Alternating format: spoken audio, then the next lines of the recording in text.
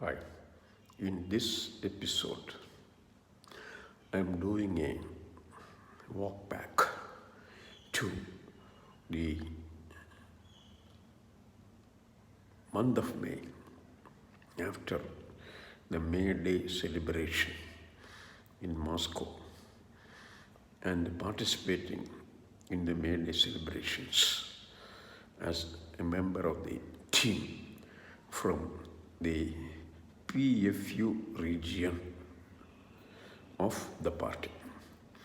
Well, in the PFU, out of the five teachers or professors in the department, only one man was the member of the party.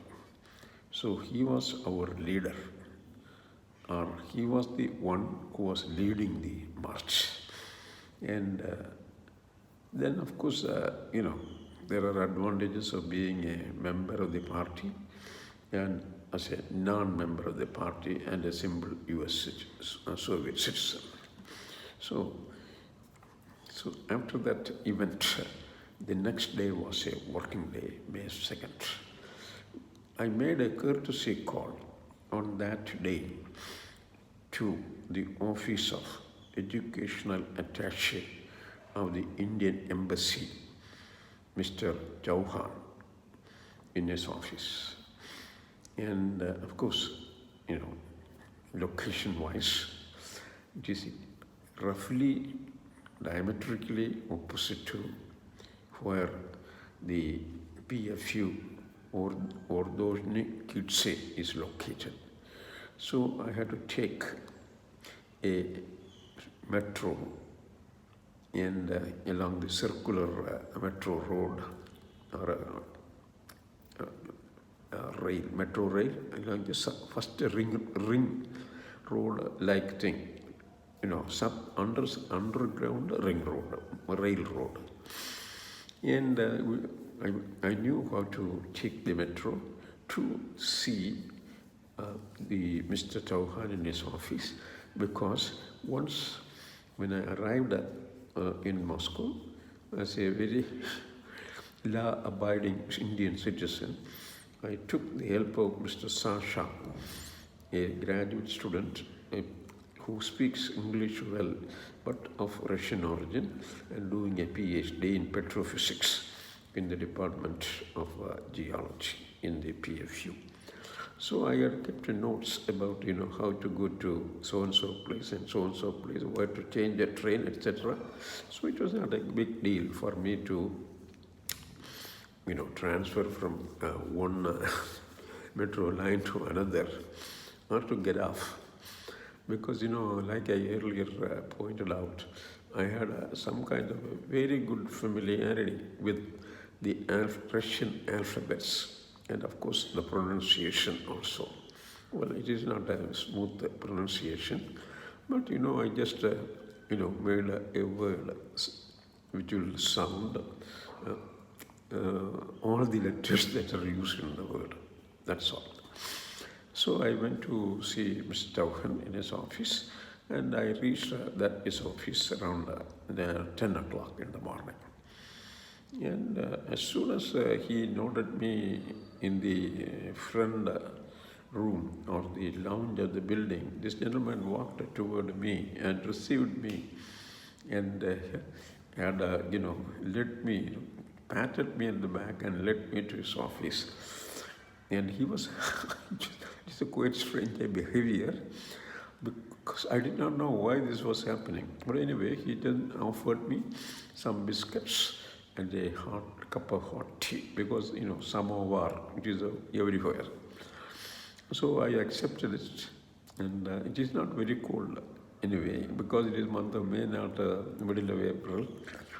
And then he started asking me or questioning me about what was the trip like to Kyiv and what did I see there and so on and so forth for 5 minutes or so. And then he told me that he has, through the Indian embassy and from other embassies in the Moscow region, of other nations that the Chernobyl accident, a nuclear accident, was perhaps one of the worst known thus far in the world. And there is no exact count of the number of casualties, nor anything about the damages or level of radiation exposure to the people who were working. And such a fierce picture was presented to me by Mr. Chauhan. Well, it actually deflated my energy, and I felt very, at least in my mind, very sad, because exposure of oneself to radiation is actually something which is, in a mild way, life threatening. That is the problem.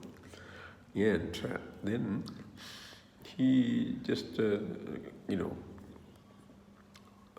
enthused me by suggesting that, you don't have to worry now. What you do is you go to, once you reach India, your town in Trivandrum, go to the hospital and check out the level, or if at all any exposure I had gone through to what is called the radiation due to the explosion of the nuclear power station, one of the generators in the Chernobyl power station. And then he wanted me to give it writing, and give me paper and pen about whatever I came across on the 26th, 27th, and 29th during daytime in particular. And of course, anything else, during the pre-explosion of the Chernobyl power station. I just wrote a 2-page note and signed it and gave it back to Mr. Chauhan. He said, Dr. Thrivikramji, don't worry about it now. Anyway, there is even in Moscow, through the media, whether it is the television or the newspapers like Isvestia, Truth, or Pravda, they have not printed any great stories or any detailed stories, other than the fact that there was an explosion on the papers that appeared, that was dated 27th, that's all. So the information he had was through the what is called the diplomatic circle, so to speak. And I took leave of this man and that office, and I had to tell me to cheer up. That is the problem, because I had a very bad picture of what happened in that region where I was a visitor. And the Chernobyl power station is only 62 miles or 63 miles roughly northerly of the city called Kyiv in Ukraine. And further, moreover, on the next day, 27th, we were playing,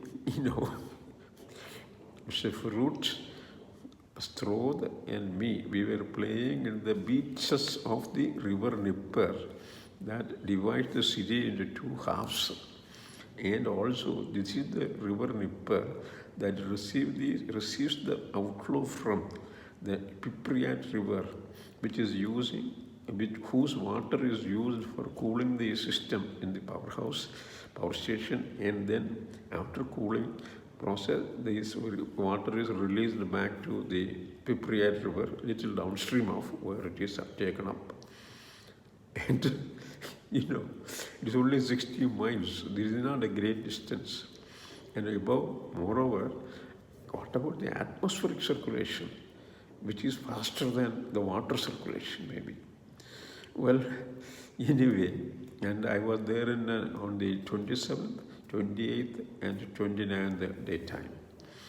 Well, I thanked Mr. Chauhan and told that perhaps if I find time, I will go back to his office before I, take off from Moscow on the 14th of June in the evening, let's say 8 o'clock. And he said, that's all right, you can give me a call even, that will be fine, etc., etc. And then I came back to our PFU office and checked at some of the results I had from the scanning electron microscopy lab, etc. Made notes about it and so on. And finally, I spoke to Comrade Strode about his level of information about this incident. He said that he has nothing more than what I knew, that's all.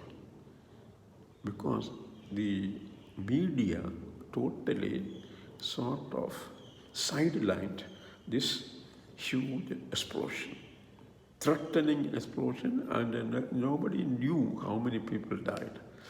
Well, of course, then weeks passed by. It was the week of my departure to India, my trip to India, back to India. And on the 14th of June, around 5 o'clock, Strode came to my hotel with in a car, in a taxi, of course. And I boarded the taxi. And then we drove to, I don't know, remember the name of the airport, because in Moscow there are at least those days 5 airports. One is exclusively for the VVIP, arrival, departure, etc. There are no citizen is allowed, a private citizen. Whereas there are other 4 which will take you, one exclusively for all the flights going toward west, east, north or south. And of course, because I am going to Delhi, my flight will be taking off from the airport meant for flights taking off to south.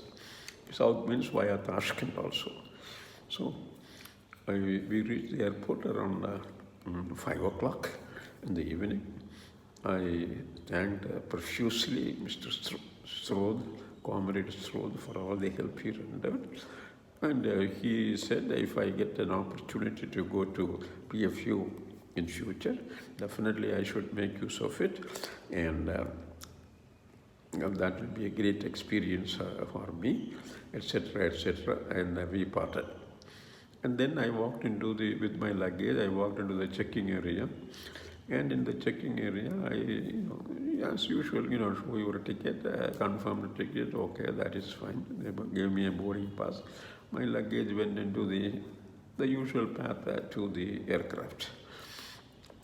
And that particular aircraft, I discovered, was something like a copy of something very much like the jumbo jet.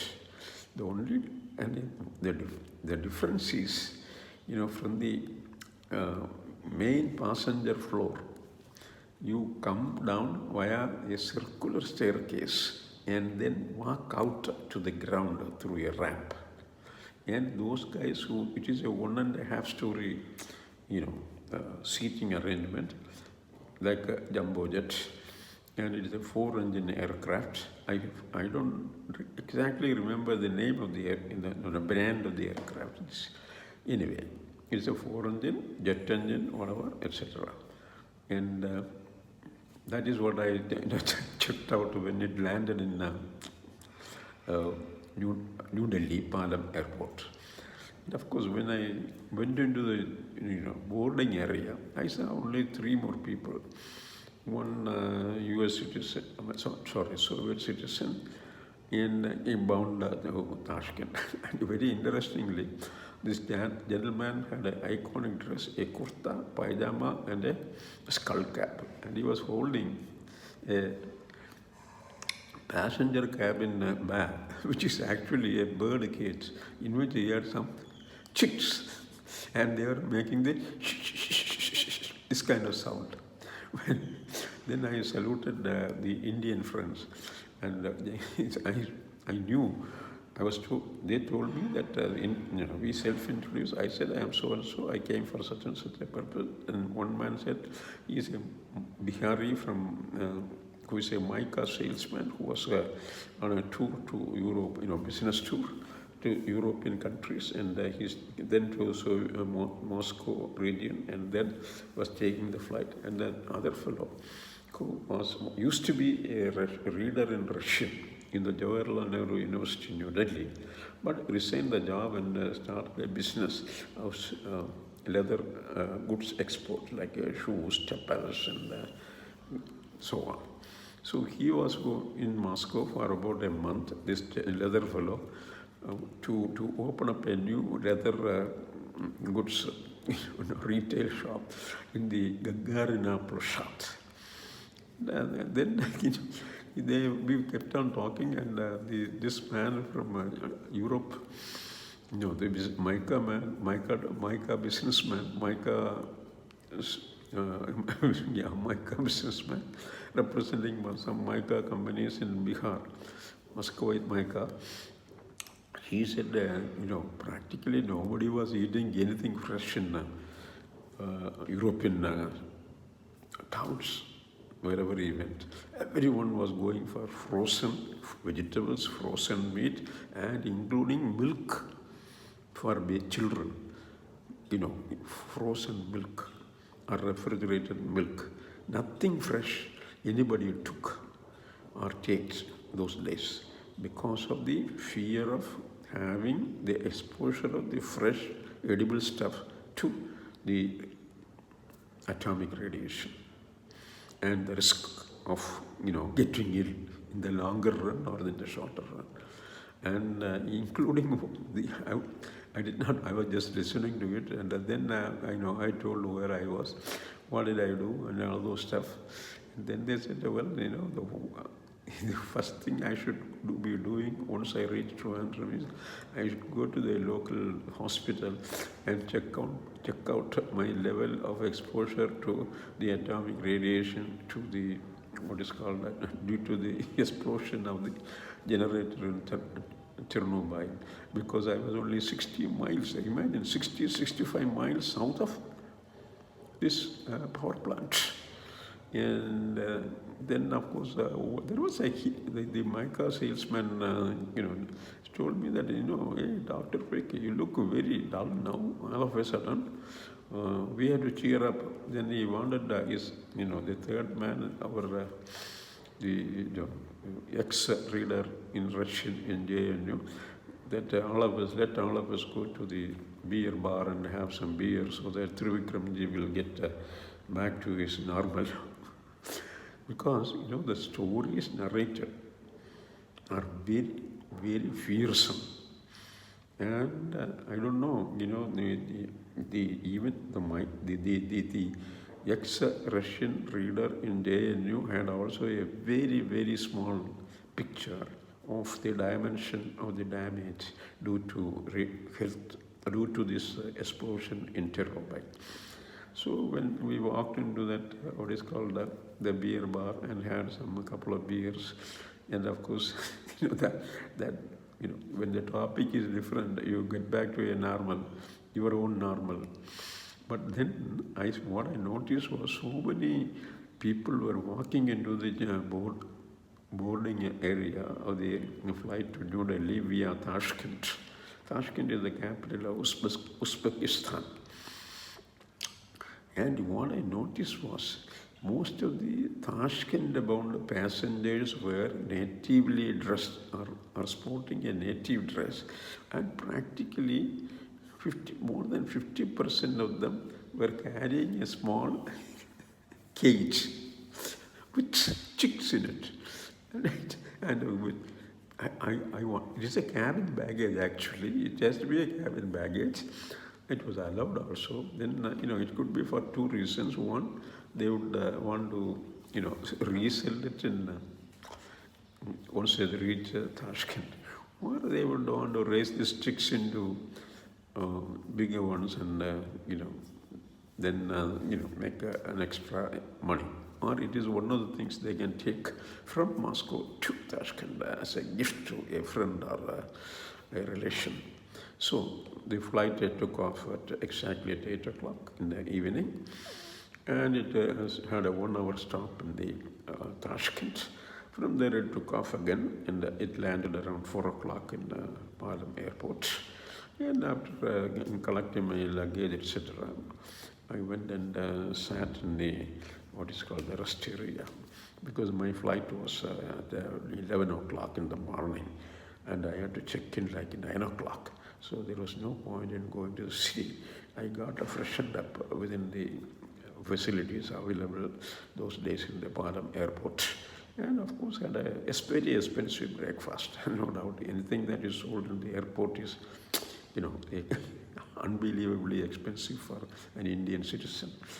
And by 9 or 9:30 I checked in the baggage, got the boarding pass. And by 11 o'clock the flight took off. And it is a flight that landed in the Bombay airport first. After 2 hours or nearly 1.5 hours or a little more.